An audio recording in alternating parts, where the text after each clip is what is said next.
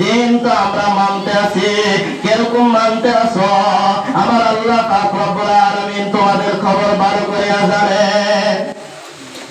যারা দিনের দাওয়াত দেয়, যারা দিনের কথা বলে, তাদেরকে তোমরা দেখতে পারো না। তাহলে কিয়ামতের ময়দানে আল্লাহ তাআলার শাস্তির জন্য তুমি অপেক্ষা করো।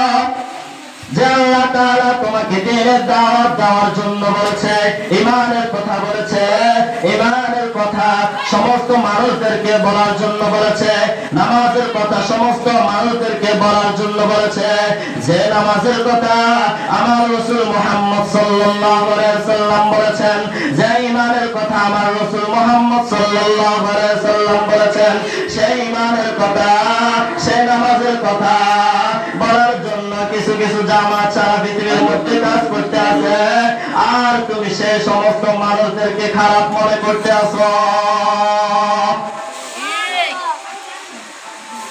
তুমি সেই সমস্ত মানুষদেরকে খারাপ মনে করতে আছো। আল্লাহ পাক রব্বুল আলামিন তোমার